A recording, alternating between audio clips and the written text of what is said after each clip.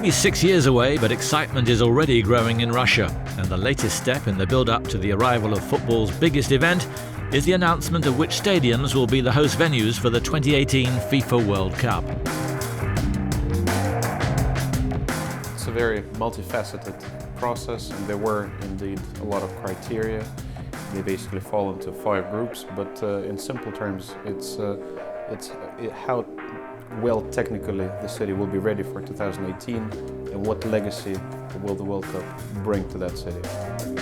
Since being awarded the tournament at the end of 2010, Russia's organising committee, of which Alexei Sorokin is the CEO, has striven to avoid the pitfalls associated with indecision. It's vital to solve any issues quickly, and the pace has impressed FIFA's president. Now I'm working since 37 years in FIFA, and I'm involved in all the World Cups directly since '78, and especially in the organization since '82. I have to say that here we are far in advance of any FIFA's roadmap.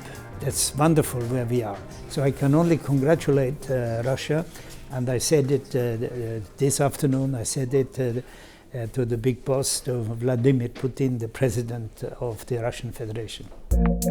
All the venues are in European Russia, but the distances involved are immense. Kaliningrad on the Baltic and Yekaterinburg next to the Urals are separated by 2,500 kilometers and 4 time zones. The capital, Moscow, is the only one of the 11 cities with 2 venues. The 90,000 capacity Luzhniki Stadium will stage the final, while the new Spartak Stadium will come on stream next year. Elsewhere, there will be at least 8 other new stadiums. In Kazan, the old Central Stadium will be replaced by a new arena, which will also host matches for next year's World Student Games. I believe it will be a great World Cup here in Russia, because there's a strong desire for it to happen. There'll be brand new stadiums. The cities that will be hosting are being developed, and therefore I believe all the fans that'll come to Russia during the World Cup will be pleasantly surprised. There's great pride in Russia about winning the bid to organize the World Cup, and they want to show the world what they're capable of doing. Of course, it's important for the hosts to put up a good performance on the field, and the groundwork is well underway. Fabio Capello has been charged with taking the national team to Brazil, and a decent showing will raise expectations for 2018. An international team playing at home will always have an advantage because they have the support of their fans. But there's also great pressure.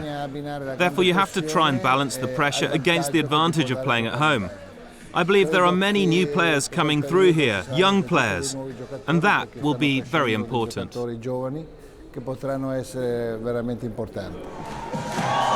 FIFA will be breaking new ground in 2018.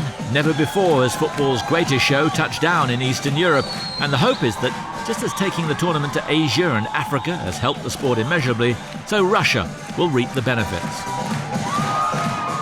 In terms of tangible factors, it's certainly infrastructure, it's certainly sports venues, but in terms of intangible, it's the new face of Russia.